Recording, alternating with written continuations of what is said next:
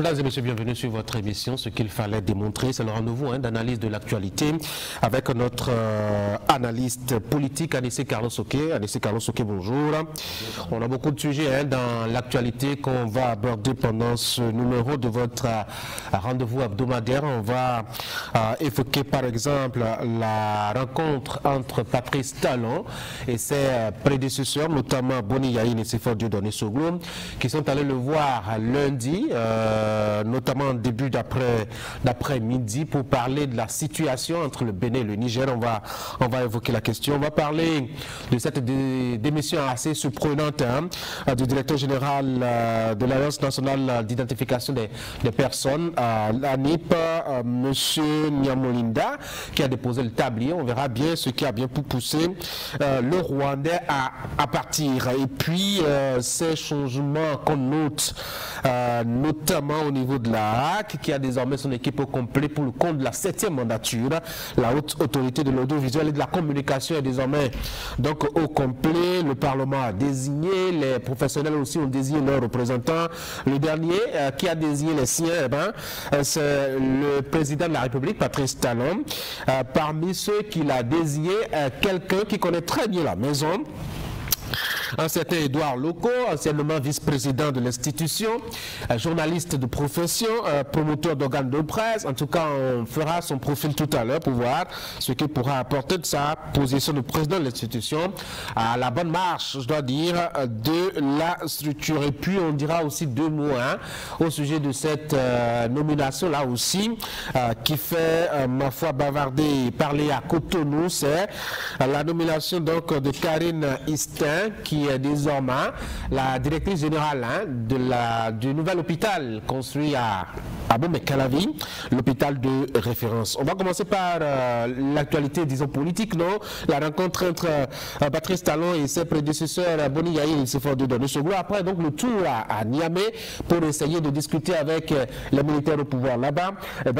Les deux anciens présidents du Bénin sont venus voir leurs successeurs et ils n'ont pas dit grand-chose à la presse à la sortie de cette entrevue. Non, ils n'ont pas dit grand-chose, mais dans ces cas-là, généralement, on ne dit pas grand-chose. Mais il n'empêche, on a quand même eu un communiqué émanant de la cellule de communication des deux anciens présidents qui nous a renseigné un peu sur le cheminement qu'ils sont en train d'observer depuis quelque temps. Et à partir de ce communiqué, on peut déduire de tout ça que, bon, il y a une certaine avancée, il y a un petit dégel en tout cas, parce qu'à partir du moment où les hommes se parlent, à partir du moment où il y a des intermédiaires qui peuvent rapprocher les positions, eh bien, on peut dire que, quelque part, on est dans le progrès. On ne s'attendait pas à cette issue, en tout cas, dès que les anciens présidents ont commencé leur périple. Patrice Talon qui les reçoit et qui reste aussi ouvert, je dois dire, aux différentes propositions. C'est assez curieux ça, non? Non, ce n'est pas curieux du tout. À mon sens, moi je pense que c'est une démarche qui était prévisible. Parce que si, en allant à Niamey, les anciens présidents avaient trouvé porte close, si en allant à Niamey, les anciens présidents n'avaient pas été reçus avec la manière, il est probable que Patrice Talon, en retour, ne les aurait pas reçus non plus. Donc, à partir du moment où ils ont été reçus à Niamey, qu'ils ont eu 3 heures d'entretien avec le général Tiani, et que manifestement avec les anciens présidents du Niger, ils se sont parlé pour s'entendre sur un minimum, il était normal au retour qu'ils aillent voir Patrice Talon, parce que sinon ça donnerait une allure de complot à leur démarche. Et Patrice Talon non plus ne pouvait pas refuser de les recevoir, parce que ce serait un très mauvais signal vis-à-vis déjà de ses compatriotes et ensuite vis-à-vis de nos amis, des frères du Niger et vis-à-vis de la communauté internationale qui ne comprendrait pas qu'il adopte une position qui soit aux antipodes d'un dégel de la situation. On a vu à travers ces présidents des opposants à Patrice Talon. D'ailleurs, il y a une communication qui a eu cours dans le temps pendant qu'ils étaient justement à Niamey pour dire en quoi est-ce que ça engageait, leur démarche engageait Patrice Talon. Certains se sont interrogés pour savoir s'ils ont eu l'aval d'abord de Patrice Talon avant de s'engager dans ce chemin-là. Certains se sont demandé aussi si effectivement il était utile pour Patrice Talon de les recevoir, étant donné qu'ils avaient déjà leur posture. Et je crois que c'était votre religion d'ailleurs aussi, à vous aussi, s'il était engagé par les positions que prenaient ces anciens présidents dans le débat, étant donné qu'on a suivi quand même leur argumentaire sur la crise entre le Bénin et le Niger. J'étais parmi ceux qui pensaient effectivement qu'une telle démarche ne pouvait pas être initiée sans qu'en amont, il y ait eu un petit entretien avec le président Talon pour savoir au moins ce qu'on s'en va discuter, ce qu'on s'en va dire avec les Nigériens. Parce que, bon, Boni Yayi et Nicéphore Soglo, tout en étant des anciens présidents, auréolés de tout le prestige de la fonction, ne peuvent pas décider à la place de Patrice Talon. Mais ils n'allaient pas à Niamey pour décider. Non, mais il fallait quand même qu'ils sachent de quoi ils allaient discuter. Parce qu'il faut une base de discussion, et cette base de discussion devait être analysée et cernée avec Patrice Talon avant même de quitter Cotonou. Ça, c'est mon point de vue et je continue d'insister là-dessus. Bon, maintenant, ils sont partis, et même sans avoir prévenu Patrice Talon, ou peut-être même qu'ils ont vu Patrice Talon à l'insu de tous, moi je n'en sais rien, puisque Patrice Talon ne communique pas, le palais ne communique pas sur la question. Donc peut-être bien qu'ils ont vu Patrice Talon avant de partir, on n'en sait rien du tout. Mais puisque habituellement, ces choses-là ne restent pas cachées et que nous n'avons aucune information là-dessus, nous avons tous supposé que Patrice Talon n'avait pas donné un accord formel pour qu'ils aillent à Niamey. Bon, mais ils sont partis et ils ont eu les entrées qu'ils ont eues là-bas et c'était normal qu'au retour, ils fassent un compte-rendu au président Patrice Talon qui est, en dernier ressort, le décideur. Parce qu'ils ont beau parler à Niamey, si Patrice Talon n'épouse pas leur démarche et leur point de vue, ça ne leur servi à rien. Donc, les Nigériens non plus ne les prendraient plus au sérieux s'ils venaient toujours parler avec eux sans parler avec Patrice Talon. Donc, c'était une démarche prévisible et je pense que les choses ont été faites dans le sens que tout le monde attendait. Et bon, ben, si ça peut conduire au dégel, tant mieux. Bon, de toute façon, ils ont vu les deux parties. Les deux parties se sont engagées, enfin, ont montré manifestement leur ouverture à des possibilités de discussion. Une commission tripartite est envisagée. À petits pas, on va vers le dégel. À petits pas, on va vers le dégel, mais je pense qu'on y va à pas trop petit. Ça, c'est mon analyse personnelle. Pourquoi? Parce que ailleurs dans le monde, on fait la guerre, on fait même violemment la guerre, mais le business ne s'arrête pas et le pétrole n'arrête pas de couler. Alors, quand on considère que dans un pays comme l'Ukraine, les bombes russes tombent tous les jours et qu'entre les deux pays, il n'y a rien qui bloque le pétrole et qu'on se réfère aux petits malentendus qu'il y a entre le Bénin et le Niger, on se demande pourquoi ces malentendus-là peuvent empêcher le pétrole de couler, pourquoi ces malentendus-là peuvent empêcher la frontière de s'ouvrir. Et c'est pourquoi moi, je reste sceptique. Je reste un peu sceptique, malgré que, bon, il y a eu un dégel, malgré que, bon, on voit venir quelque chose. Je reste sceptique par rapport aux résultats concrets d'une telle médiation que Boni Yayi et le président Soglo ont entreprise. Parce que la clé du problème, c'est entre Patrice Talon et le général Tchani. Si Patrice Talon et le général Tchani se rencontrent à 8 h, la frontière peut être ouverte à midi, le pétrole peut couler à 13 h et avant la fin de la journée, les relations entre les deux États peuvent se normaliser parfaitement. Donc, ce n'est qu'une question d'une journée au regard de la légèreté même des griefs que les deux pays portent les uns l'un sur l'autre. Il n'y a aucun problème entre le Bénin et le Niger qui ne puisse être réglé en 24 heures. Et donc, c'est la rencontre entre Tchani et Patrice Talon qui est la clé du problème, qui est le nœud gordien du problème. À partir du moment où les deux hommes se rencontrent, je pense que tout va se régler. Maintenant, quand on crée une commission tripartite, c'est pourquoi? Est-ce que c'est pour renégocier les accords? Est-ce que c'est pour rediscuter les conditions dans lesquelles le pipeline sera exploité? Est-ce que c'est pour renégocier les conditions d'ouverture de la frontière?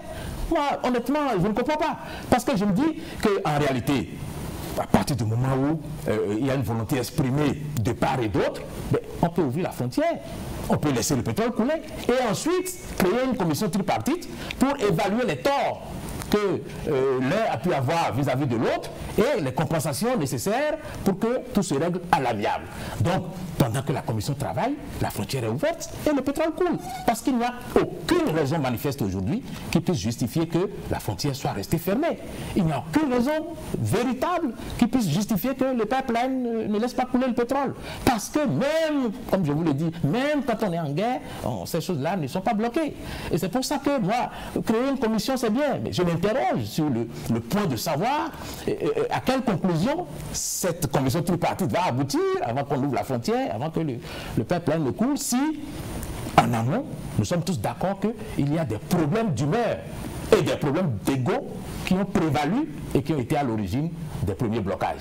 Donc à partir de ce moment, les problèmes d'humeur et d'ego ne peuvent pas être au-dessus des intérêts de deux États, au-dessus des intérêts de deux populations qui ont tellement fraternisé qu'on a l'impression que c'est la même population. Et ces populations souffrent.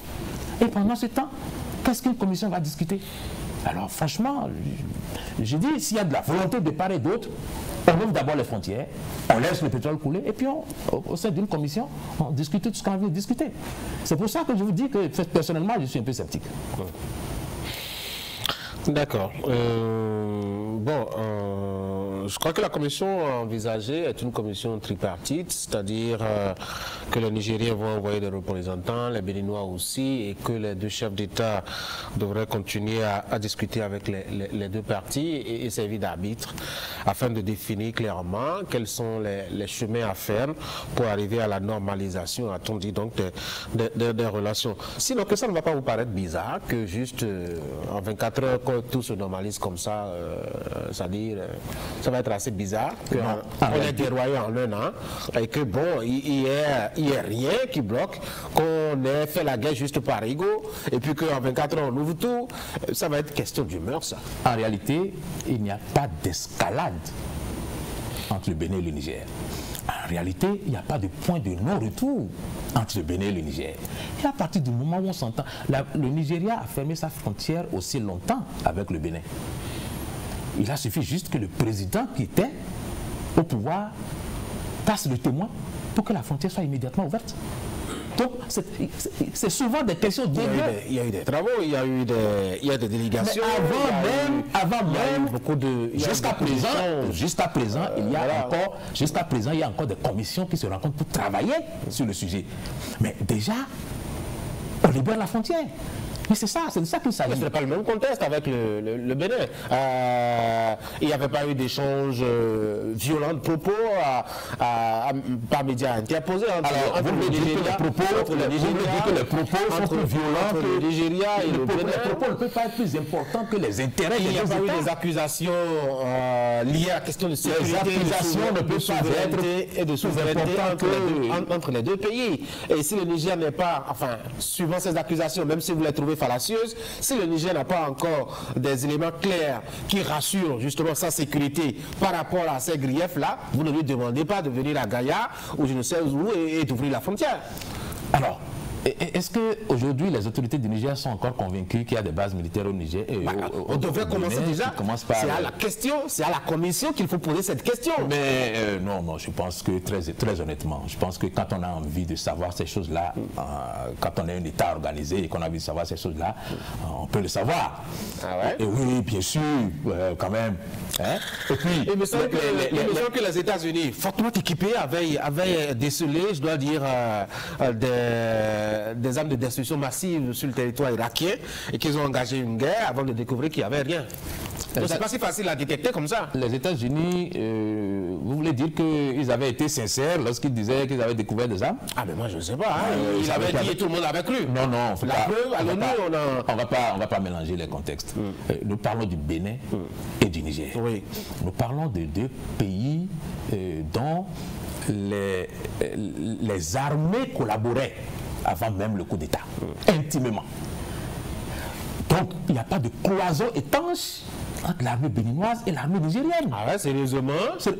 Pourquoi? S'il y a une coalition étanche, c'est parce qu'à un moment, on a décidé de mettre une coalition étanche. Jusqu'au moment où il y a eu le coup d'état de général Tchiani, il n'y avait aucune coalition.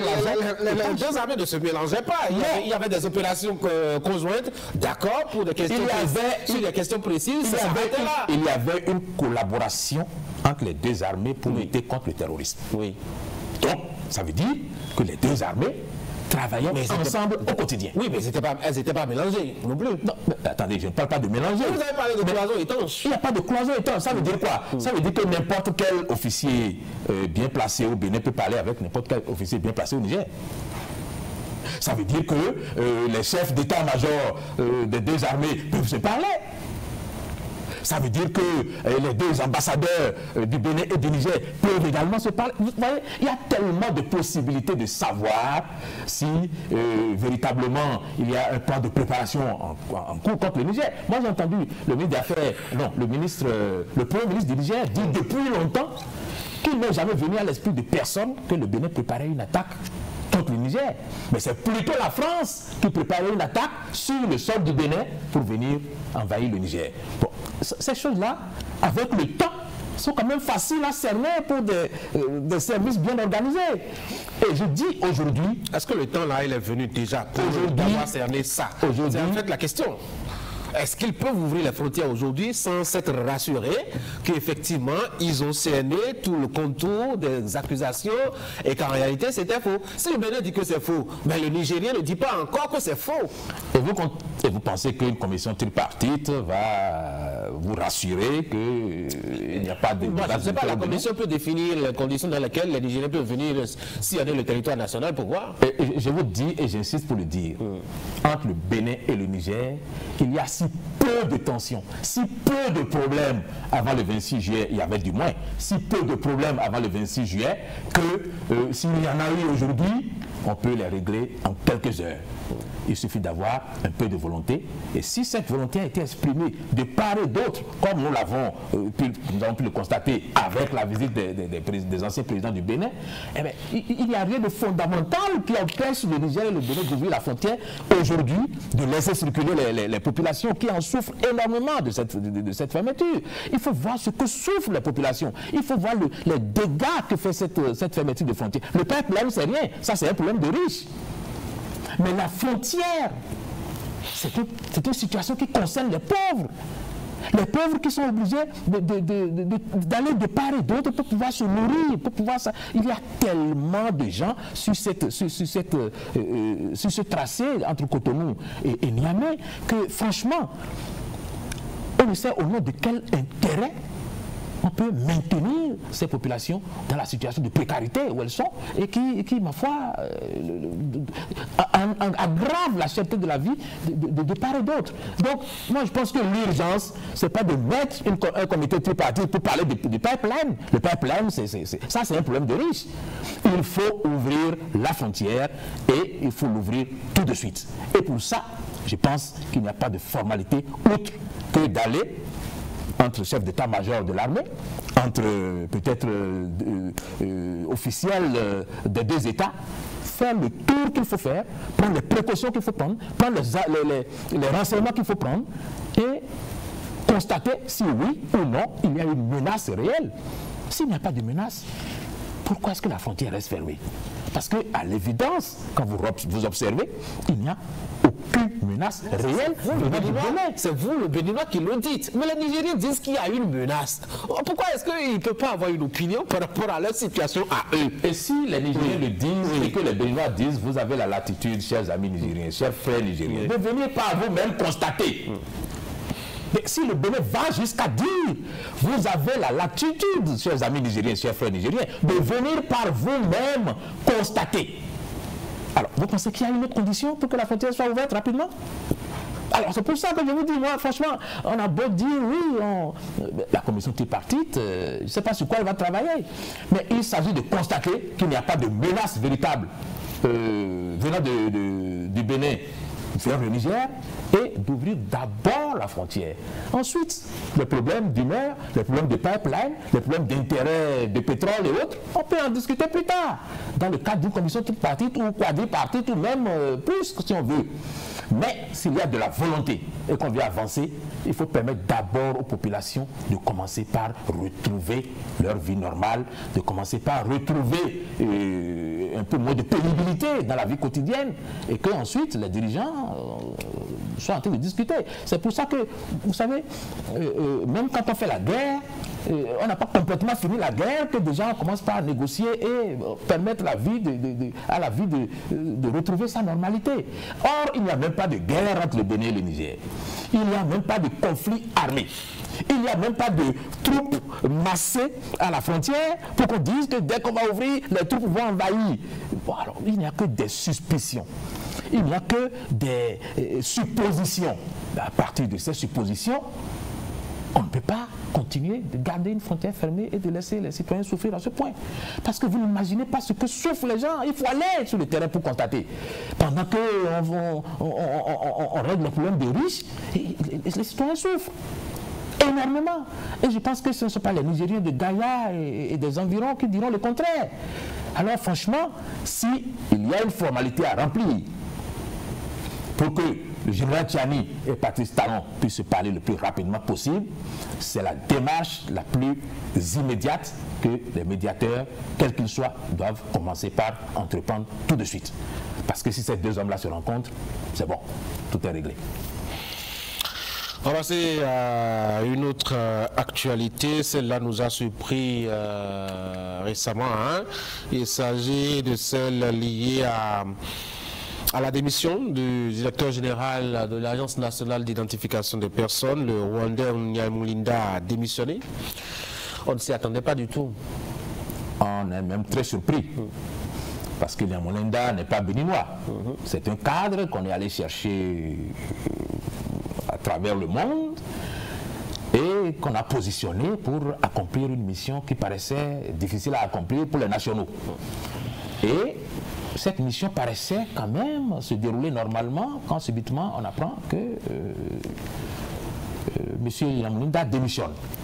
Et dans la foulée, on apprend qu'il y a un certain nombre de cadres qui sont envoyés et déposés à la BEF. Ça veut dire qu'il y a eu des malversations et que, tirant conclusion de ce que, même s'il n'est pas coupable, il est quand même responsable de ces malversations, M. Nyamulinda a été, on va dire, démissionné. Parce que je ne suis pas certain que ce soit lui-même, de toute façon faite, qui est démissionné. Et il y a un certain nombre de cadres comme lui qui ont été positionnés à la tête de nos structures, qui viennent d'ailleurs et qui viennent faire leurs preuves et qui à chaque fois disparaissent un peu sur la pointe des pieds. J'ai l'impression que M. Nyamulinda a été démissionné parce que lorsque l'on regarde un peu la célérité avec laquelle son remplaçant a été désigné, c'est un peu comme si cette démission avait été exigée de lui par rapport aux faits qui sont reprochés à nos compatriotes. On sait concrètement ce qu'il leur reproche aujourd'hui? Honnêtement, personne ne sait et personne ne communique là-dessus et c'est bien dommage parce que moi je considère pour ma part que lorsque des fonctionnaires, quels qu'ils soient, sont payés avec les deniers publics du Bénin. Lorsque des consultants ou des experts de tout genre viennent au Bénin pour travailler et qu'on leur reproche un certain nombre de choses, on doit communiquer là-dessus pour nous dire ce qui s'est passé.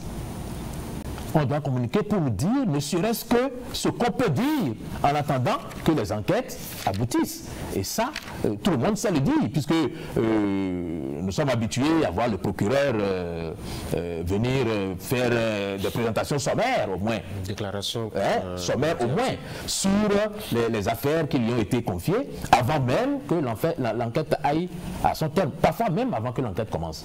Donc, lorsque un cas de figure comme celui-là survient, il est normal que par un communiqué, les citoyens béninois soient informés parce qu'il s'agit de personnes qui sont payées avec les impôts des Béninois. Et quand il n'y a pas d'informations, les spéculations vont bon train et ce n'est pas toujours une bonne chose pour une gouvernance qui se veut transparente. Beaucoup en ont profité pour rire sous cap. On nous avait présenté le Rwandais comme l'oiseau rare qu'on est allé dénicher, je ne sais sous quel tropique ou sous quel ciel. Pour finalement ce résultat-là, Patrice Talon n'a pas bien vu. Il n'est pas le premier. Il n'est pas le premier et peut-être quand nous arriverons sur le cas de Madame la directrice de la SHIC, je ferai un développement plus complet, mais je considère que là, il faut voir les choses de deux façons. Le cadre expatrié qui vient ne peut réussir que lorsque les cadres nationaux collaborent honnêtement et franchement avec lui. Le cadre qui vient, pour qu'il réussisse, ne peut réussir que lorsque les pratiques que nous avons et qui rendent pratiquement difficile le fait de nous confier des responsabilités, si ces pratiques continuent pendant que les cadres expatriés qu'on amène, les experts expatriés qu'on amène sont en activité, il n'y aura jamais de résultat. Et donc, si aujourd'hui, c'est l'expert, lui tout seul, qui avait été arrêté et mis dans les liens de la justice, moi je comprendrais que bon, c'est lui qui a échoué et c'est lui seul qui porte la responsabilité de l'échec du moins. Mais lui, on ne l'a pas inquiété. Ce sont plutôt nos compatriotes qui, par leur pratique, ont créé une situation qui a certainement été à l'origine de son départ. Donc, ça laisse un arrière-goût de déception. Qui c'est les bénévoles qui sont fautifs? Pourquoi on réclamerait sa démission comme vous l'aviez sous-entendu tout à l'heure? Parce que partout ailleurs, lorsque vous confiez une responsabilité, comme à celui qui gérait la situation comment dire, phytosanitaire de notre ananas, et qui n'est pas responsable, qui n'est pas coupable du moins, mais qui est responsable, a été démis de sa fonction. Lorsque on vous confie une responsabilité et qu'il se passe un certain nombre de choses qui sont répréhensibles et qui se sont passées à grande échelle sans que vous ayez eu à anticiper, eh bien, vous êtes responsable et vous en assumez la responsabilité. Je pense que c'est dans ce sens d'abord qu'il faut voir cette démission-là avant que peut-être on vienne nous dire quelle est sa part de... Il y a eu quand même, avant ces événements, avant sa démission, il y a quand même eu quelques difficultés, notamment au niveau de l'ANIB, avec la suspension de certaines opérations, etc. Exactement. On peut se demander si la faute ici n'est pas purement technique plutôt que de gestion. Alors ça, c'est pour ça que je vous dis, il faut un complément d'information. Il ne faut pas qu'on se contente d'arrêter les gens sans nous dire ce qui s'est passé. Parce que nous avons le droit à cette information. À partir du moment où c'est avec notre argent qu'on les recrute et qu'on les paye. Et même si ce n'était pas un expatrié, à partir du moment où les gens qui travaillent sur le fichier électoral du Bénin, les gens qui travaillent sur un sujet aussi sensible que l'état civil du Bénin, créer une situation qui amène à les amener devant les instances de la police, à ce moment-là, nous avons droit à une information. Parce qu'on s'interroge, on s'inquiète et on se demande si à un moment, l'opposition qui tirait sur la sonnette d'alarme et qui disait qu'il se passait des choses pas très catholiques dans cette chapelle-là, n'avait pas raison. Et pour ne pas donner raison à cette opposition, pour ne pas donner confirmation de ce que l'opposition avait raison de soupçonner un certain nombre de choses, il faut communiquer pour nous dire ce qui s'est passé. Parce que nous avons été tous surpris lorsqu'on a dit qu'on ne peut plus faire des corrections. Ça veut dire que les dites corrections donnaient lieu à un certain nombre d'abus, à un certain nombre de dysfonctionnements qui dénaturaient, si on peut dire les choses ainsi, le rendu technique et la qualité de la liste des Béninois. Donc à partir de ce moment, une liste aussi sensible, laissée dans les mains de personnes qui ont eu des comportements répréhensibles, donne lieu, me semble-t-il, à des informations directes de la part de la personne habilitée à les donner. Et c'est pour ça que le procureur, me semble-t-il, à moins que l'affaire ne soit pas encore arrivée à son niveau, le procureur gagnerait à faire un communiqué rapidement pour nous situer, parce que sinon... Monsieur Preneur, que l'affaire ne soit pas encore à son niveau et qu'on ait commencé déjà à déposer, enfin, à mettre en garde à vue un certain nombre de bénévoles. Je ne suis pas très informé de ce qui se passe, mais je pense que si l'affaire arrive au niveau du procureur, il est de son devoir, parce que nous avons été informés largement sur des sujets beaucoup moins sensibles. Et donc, ce n'est pas sur un sujet comme celui-là que se tairait. Et je l'invite personnellement à le faire pour que le climat politique ne trouve pas matière à s'exacerber. Le moins qu'on puisse dire, en tout cas, quand on voit ça, c'est que les expatriés, cette option que Patrice Talon fait, ne les va pas vraiment beaucoup. En tout cas, pour les questions de résultats, ce n'est pas évident que ça. Nial Moulinda qui s'en va, sans que la liste soit totalement faite. À la SB2E, les gens sont partis d'ici sur la pointe des pieds, avec quelques millions dans le slip ou je ne sais pas trop quoi. Au port autonome de Cotonou aussi, on a eu le même scénario à la limite. À la CAA aussi, tout ça, on n'a pas l'impression que l'option de faire venir, je dois dire de la compétence d'ailleurs, soit vraiment l'option qui aille le mieux pour Patrice Talon. Patrice Talon essaye, me semble-t-il, je comprends ça comme ça, il essaye de trouver une solution à un problème insoluble. Lequel? Le problème insoluble, c'est celui qui consiste à faire confiance au cadre béninois pour gérer quoi que ce soit.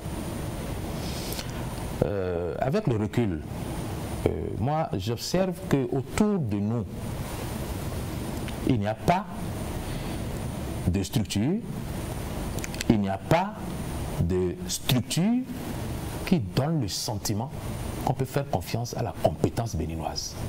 Ouais. Je ne connais pas de société béninoise qui a 30 ans de vie et qui soit prospère, sans qu'il y ait des expatriés à l'intérieur. Il n'y en a pas. Il n'y en a pas. Vous voyez, je suis allé une fois, pour la première fois, j'allais dire, en Tunisie. Et dès que je suis descendu, j'ai eu l'impression que j'étais en Europe.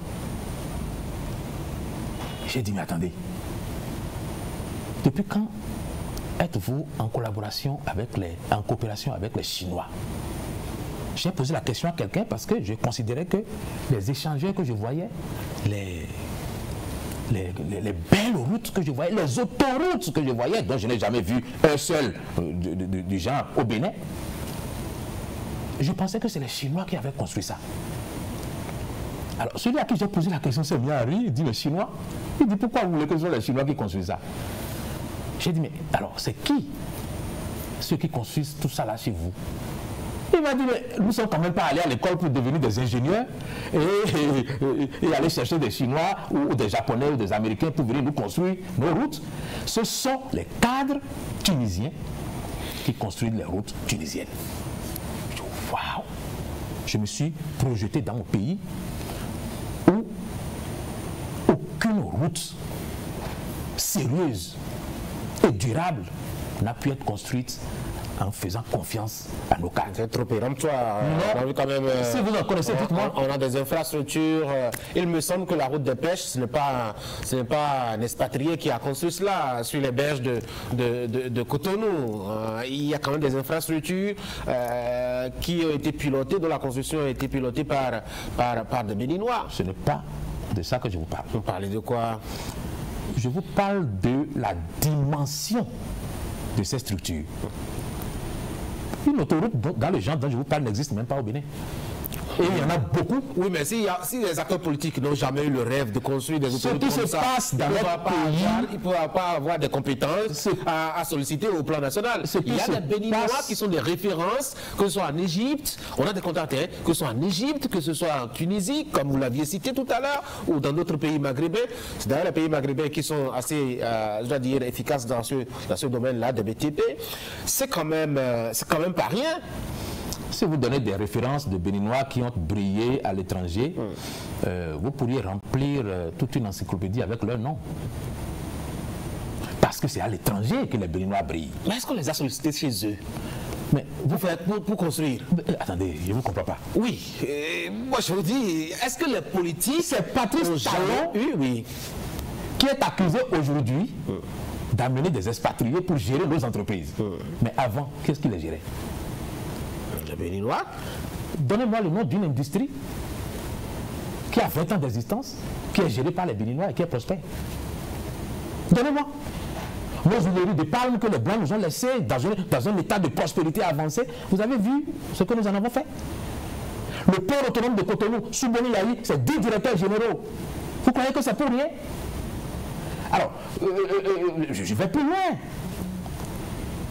Quand nous construisons nos routes, regardez la qualité des routes que nous faisons. Vous savez pourquoi? Parce que la moitié du budget de cette route va d'abord dans les poches et c'est avec le reste qu'on essaye de bricoler. Et il y a des Béninois, experts dans leur domaine, qui font la réception de ces routes-là et qui disent que ça remplit parfaitement les conditions du cahier de charge. Alors vous voyez, quand c'est comme ça, moi, vous savez, Patrice Talon un jour a dit que le Bénin était un désert de compétences. Il s'est ravisé après. Il s'est ravisé après parce qu'il y a eu un tel tollé que, étant donné que c'est un chef d'État et qu'il est obligé de tenir compte de cette dimension. C'est quoi? Il fait dans l'émotion aussi maintenant, Patrice Talon? Il ne fait pas dans l'émotion, mais il fait dans le réalisme. Ah oui?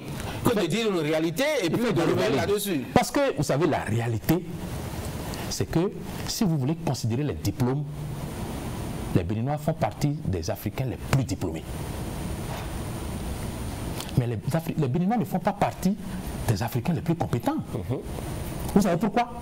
Parce que la compétence, c'est la gestion de tous les facteurs qui concourent à l'obtention d'un résultat.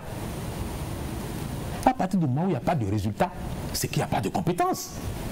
Et moi, je regarde le résultat et je ne vois pas. Un jour, le président Émile Derlin Zissou, paix à son âme, quand il est revenu en 89, et qu'il a vu le pays, à l'aéroport, il dit, mais est-ce que c'est un cyclone qui est passé sur notre pays? Parce que tous les pays qui étaient au même niveau que nous en 1960 ont largement dépassé le niveau de ce qu'on peut voir dans l'environnement. Pourquoi? Parce que quand il y a de la compétence, c'est dès que vous descendez dans le pays que vos yeux sont témoins de la compétence. Dès que vous descendez à l'aéroport, vos yeux sont témoins de la compétence des citoyens du pays. Descendez à l'aéroport du Bénin et dites-moi de quoi vos yeux sont témoins quand vous traversez la ville de Cotonou. De quelle compétence? Nous ne sommes pas capables de gérer nos propres sociétés dont dépend la prospérité de l'État. Nous ne sommes pas capables de créer des structures, même les banques ne sont pas capables de les gérer s'il n'y a pas des expatriés à l'intérieur. Nous ne sommes pas capables de faire des routes. Le Bénin a créé des sociétés pour faire des routes. Et ces sociétés sont tombées en faillite. Pourquoi? Parce que le cadre qui est là est préoccupé par tout ce qui peut tirer de la mécanique, c'est-à-dire aller vers les mécaniciens, inventer des pannes et détruire complètement les engins qui sont mis à la disposition, détourner le gasoil, et faire en sorte que les travaux qu'on commande ne puissent être exécutés qu'au rabais et réceptionnés par le bricolage qu'on sait, avec toutes les imperfections qu'on sait.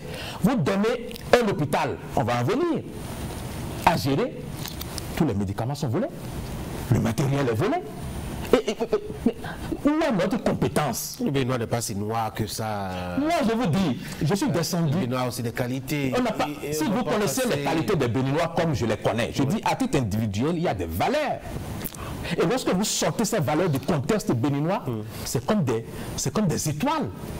Les Béninois, quand vous les sortez du contexte béninois, ils sont comme des étoiles. Ils brillent de mille feux.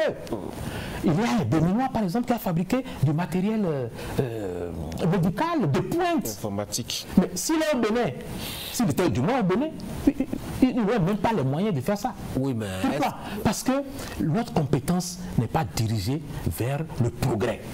Il est dirigé vers la compétence que nous avons, en fait, je vais vous le dire. on va pas dire beaucoup de mots noirs sur les Béninois. Non. Si on ne le dit pas, on a une preuve quand même que même les Béninois, enfin, que le problème n'est pas, enfin, ne se situe pas seulement, ne se limite pas seulement qu'aux Béninois. Et que même quand on a apporté ce qu'on a dit là, des intelligences venues nulle part ailleurs, quand on les a apportées, qu'ils ont été aussi nuls, pour ne pas dire même nocifs que les Béninois. J'ai parlé de 5 millions empochés et mis dans des dessous et emportés hors du Bénin. Oui. Est-ce que les expatriés, quand ils viennent avec leur équipe? Est-ce que ce sont les expatriés qui continuent de faire le travail au quotidien? Mais ce sont nos compatriotes qui n'ont pas changé. Ça veut dire qu'ils ne sont pas compétents. Vous avez dit que c'est un ensemble de facteurs. Exactement. Et quand les facteurs ne sont pas réunis par celui qui est à la tête, ça veut dire que celui qui est à la tête est incompétent.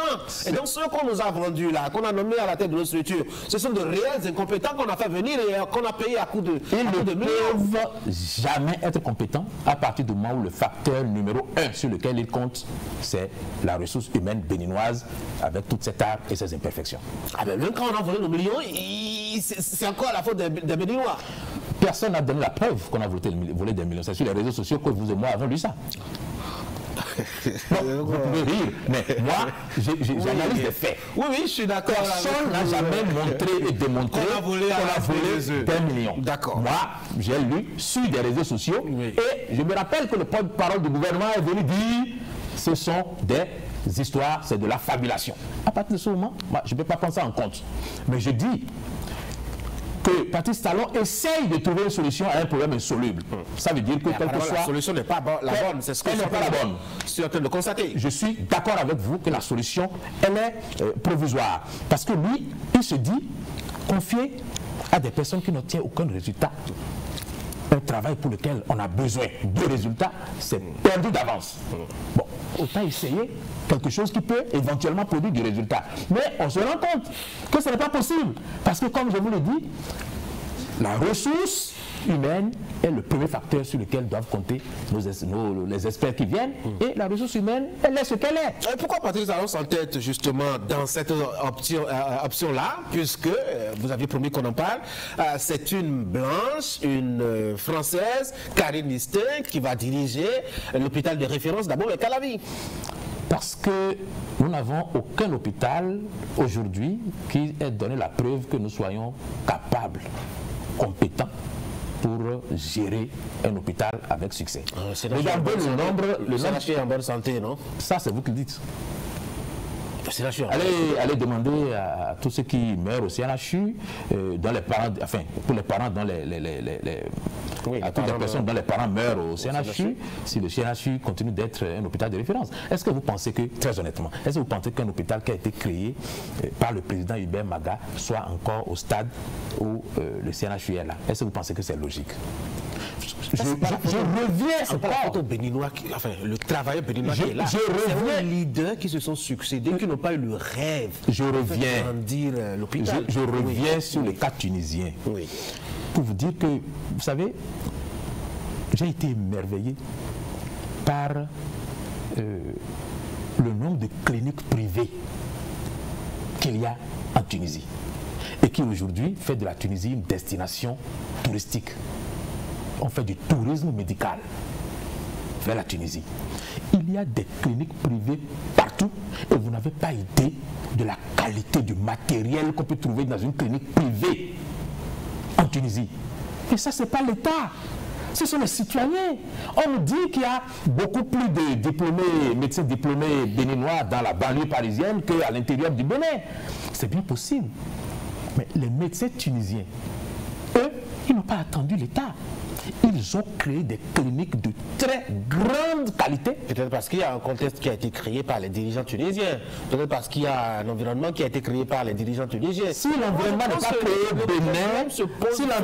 créé au Bénin, c'est pourquoi je vous dis, si l'environnement n'est pas créé au Bénin, ce n'est pas à la décharge. Pardon, ce n'est pas à la charge de Patrice Talon qu'il faut mettre ce problème. Ça veut dire que c'est un problème qui existe depuis 1960 que nous n'avons jamais essayé de solutionner. Et que lui-même n'a pas essayé de solutionner. Il ne peut trouver aucune autre solution. Il faut commencer quelque part, non? Si le successeur de Patrice Talon vient et qui dise depuis 1960 c'est comme ça, moi je vais trouver comment jongler pour finir mes mandats et partir, on ne commencera jamais un jour. Il faut que quelqu'un commence. Bah, je dis que je considère qu'il essaye de faire quelque chose. Il peut se tromper, et je pense qu'il s'est trompé. Mais je dis, la solution ne se trouve pas dans l'importation des capacités. La solution ne se trouve pas dans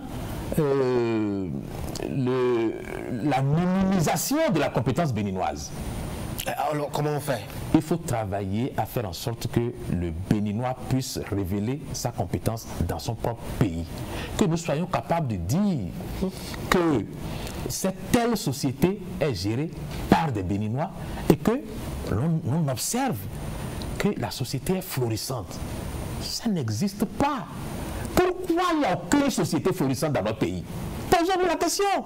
Public ou privé? Sinon, les privés, quand même, ils font des merveilles. On a vu des structures tenues par des hommes d'affaires. Lui-même, Patrice Talon, homme d'affaires. Il a quand même des structures qui ont prospéré, qui prospèrent, etc., qui tournent bien.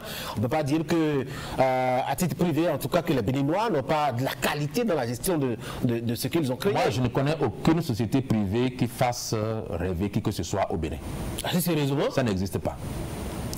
J'ai visité en Tunisie encore une fois. Je prends l'exemple de ce pays-là. Pourquoi? De l'ambassadeur de la Tunisie sur le plateau. C'est pourquoi j'explique. Oui. Je prends l'exemple de ce pays. Pourquoi? Parce que ce pays n'a rien de plus que le Bénin. Pas d'or, pas de pétrole, pas de ressources minières, rien. Ils ont développé le tourisme. Et c'est leur richesse. Et à partir du tourisme, ils ont construit un véritable État. Moi, je dis... Je donne cet exemple-là encore une fois. J'ai visité des usines en Tunisie qui avaient 150 ans, privées, où on fabriquait des semi-remorques, où on fabriquait des maisons préfabriquées, où on pouvait livrer 1000 maisons préfabriquées en 3 mois en cas de sinistre dans un pays quelconque. Et ces produits-là étaient exportés vers la France, et la France les commercialisait en mettant là-dessus que c'était un label français. Donc, les sociétés qui ont 150 ans au Bénin, dites-moi où est-ce qu'ils sont. Les sociétés qui ont 30 ans au Bénin, montrez-les-moi qu'ils sont prospères. Nous fabriquions, non on ne fabrique pas, on montait des motocyclettes au Bénin.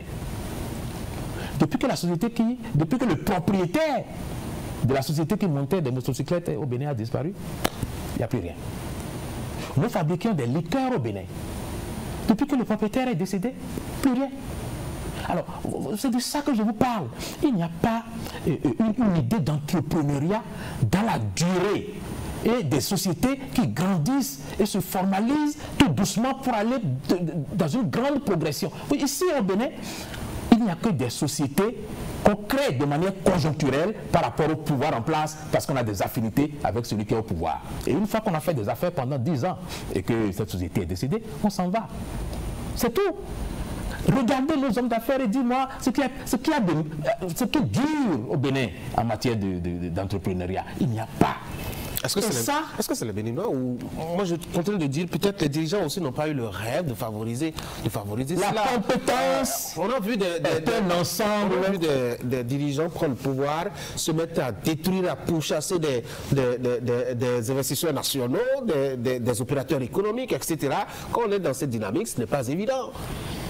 La compétence, c'est la gestion de tous les facteurs qui concourent au résultat. Il n'y a jamais eu aucun président qui a été élu au Bénin sans que ce soit les Béninois qui aient pris leur bâton de pèlerin pour venir nous dire « celui-là, c'est le bon ». Nous savons les conditions dans lesquelles les hommes politiques font leur aliment. Celui-là, c'est le bon. Et ils trouvent les expressions, les mots, les phrases, les éléments de langage pour nous démontrer que c'est le bon. Et 3 mois après, vous voyez les mêmes hommes qui se sont battus pour amener quelqu'un au pouvoir venir vous dire nous nous sommes trompés. Vous voyez, la compétence, la compétence, elle n'est pas liée qu'au diplôme. C'est aussi dans le choix des gouvernants. Qui sont ceux qui choisissent les gouvernants? C'est nous-mêmes. Aucun État étranger ne nous impose un gouvernant. C'est nous-mêmes qui choisissons celui parmi nous que nous estimons être à même de conduire les affaires du pays. Et ce sont les Béninois qui l'entourent et qui l'aident à gérer le pays. S'il n'y a pas de résultat, c'est que, quelque part, la compétence est en souffrance. Si la compétence est en souffrance, nous devons trouver le moyen de réfléchir très profondément aux problèmes qui nous empêchent de développer la compétence béninoise. Parce que même parfois, quand cette compétence se développe, il se trouve des gens pour la combattre, la détruire. Vous ne pouvez pas exprimer une véritable compétence au Bénin sans qu'il y ait des gens prêts à vous combattre et à vous détruire. C'est un facteur aussi. C'est un facteur aussi. Vous voyez? Donc, c'est tout un ensemble de facteurs qu'il faut que Patrice Talon, sachant qu'il ne peut pas régler ça du jour au lendemain, se dit, bon, peut-être si j'amène des expatriés, pour aller vite, j'obtiens mes résultats parce que je n'ai qu'un certain nombre d'années à faire à la tête du pouvoir et je dois aller très vite. L'asphaltage, vous avez vu combien de temps ça a fait, mais une fois que ça a démarré, toc, toc, toc, toc, toc, toc. Mais ce n'est pas que les Béninois. Si c'était que les Béninois, je suis sûr qu'on n'aurait pas eu les mêmes résultats. Parce que moi, l'asphaltage, allez voir ailleurs. Même les ruelles, c'est un ministre même les ruelles les plus insignifiantes, même les ruelles les plus insignifiantes ont été complètement asphaltées. Alors, chez nous, si on avait confié, vous croyez qu'il n'y a pas de volonté, il y a toujours de la volonté politique de la part des dirigeants. Le président Boni Yaye un jour s'est désolé de ce que nous ne sommes même pas capables de consommer une partie substantielle de l'aide que les autres nous apportent parce que celui qui doit traiter le dossier ne le fait pas à temps.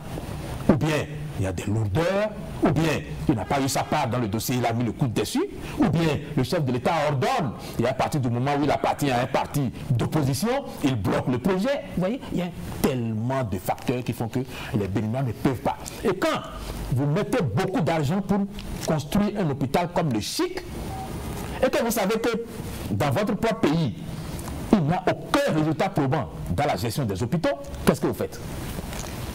Vous confiez à des gens qui sont incapables, d'avance reconnus comme incapables, ou bien vous essayez de confier ça à des gens qui obligeront vos compatriotes à rentrer dans les rangs.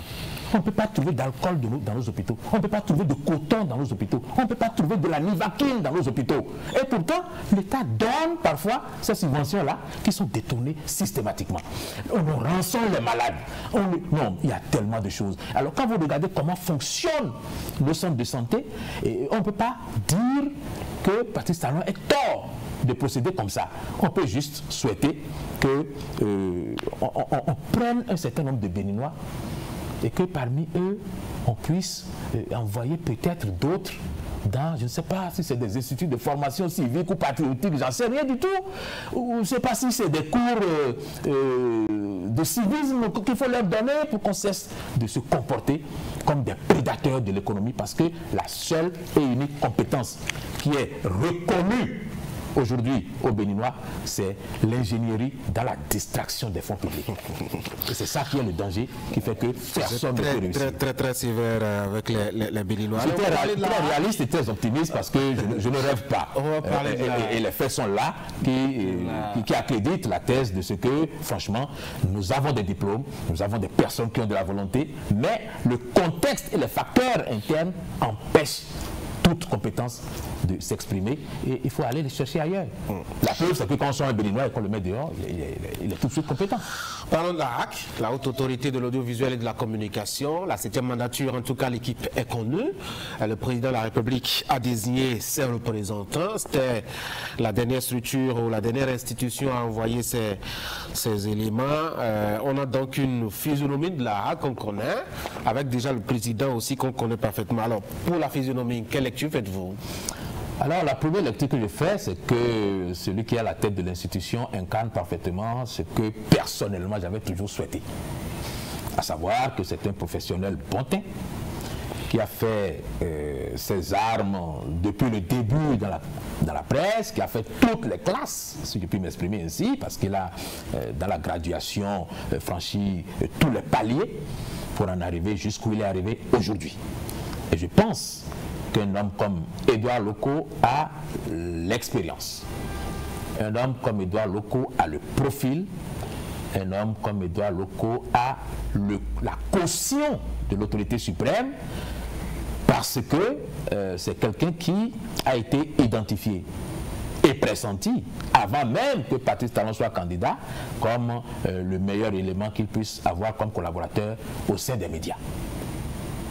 Quand il est arrivé au pouvoir, Patrice Talon l'a nommé tout de suite. Il fait partie des toutes premières personnes qui avaient été nommées, premier chargé de mission. et avec la charge de la communication du pouvoir, et il est resté en poste jusqu'au moment où il a été nommé à la Hague. Donc, il a la caution du président. Et quand on considère que le président a décidé depuis quelque temps de travailler à réformer les médias, j'ai l'impression qu'il a envoyé l'homme qui, de son point de vue, coche toutes les cases pour faire les choses de la façon dont il souhaitait les faire. Mais beaucoup disent que, oui, c'est vrai, il a fait toutes les classes comme vous l'aviez dit tout à l'heure, mais c'est aussi quelqu'un qui n'a pas beaucoup aidé la presse dès lors que Patrice Talon est venu au pouvoir. Le concepteur de la normocommunication, vous savez qui c'est. Et depuis 2016, vous savez dans quel contexte la presse béninoise vit, avec ces subventions qui ont été supprimées ou sinon suspendues, aucune aide pour accompagner la presse, même les réformes annoncées et promises par Patrice Talon avant 2016, c'est maintenant qu'on est en train de lui déposer les deux feuilles sur la table, etc. Lui-même a pris du temps pour demander le travail à faire. Pourtant, il y avait un certain Édouard Locaux dans ses environs qu'il voyait au quotidien et qui lui parlait aussi au quotidien. Quand on a été à cette place-là, quand on a été chargé de mission, quand on n'a pas pu faire avancer les choses, ce n'est pas à la Hague qu'on peut aider la presse. La compétence est la gestion de tous les facteurs qui concourent au résultat. Ouais. Et je pense que Patrice Talon a attendu le moment où il a la possibilité de gérer avantageusement tous les facteurs qui concourent au résultat qu'il attend. Et moi, quand j'ai dit ça, je considère qu'Édouard Locaux, en tant que chargé de mission, ne pouvait exécuter que les missions qu'on lui confiait. Il pourrait souffler à l'oreille quand même. S'il souffle, quoi qu'il puisse souffler à l'oreille du président, si le président ne lui donne pas une mission, il ne bouge pas. Donc, ce n'est pas comme s'il était chargé de mission et qu'il était tout à fait indépendant et qu'il avait la latitude de commencer tout de suite par faire les choses à sa façon. Ce n'est pas ça du tout. Donc, il fallait qu'il ait une mission. Aujourd'hui, il a la mission de gérer la Hague et c'est au résultat seulement que nous serons appréciés si c'est l'homme de la situation ou bien si en réalité Patrice Talon a couvert une incompétence notoire, qu'il est venu mettre à la tête de la Hague pour lui donner juste une satisfaction morale ou bien, comment on dit, une compensation pour finir le mandat. En tout cas, on verra bien. Du point de vue profil, en tout cas, je crois que c'est... évidemment, il y a bien d'autres personnes, mais c'est quand même une référence en la matière, passé par l'ODEM, passé par le CNPA, passé par cette même HAC aussi, en tant que vice-président, désigné par ses pairs de la presse écrite entre-temps. Oui. Et on sait ce que cette HAC à laquelle il avait appartenu a quand même pu apporter, ma foi, à la presse dans le temps, notamment avec les formations et surtout les audiences publiques. J'espère que ça va nous ramener à l'autre. Donc, c'est quand même également par le Conseil national du patronat. Absolument. De la presse. Donc, le CNPA. Je pense qu'il connaît de manière holistique les problèmes dont la presse béninoise souffre et il connaît les acteurs également. Parce que ça fait quand même au moins une trentaine d'années qu'il est dans les médias. Et donc, celui qui connaît les problèmes, qui connaît les hommes et qui, aujourd'hui, connaît sa mission, tout ce qui lui reste, c'est les moyens.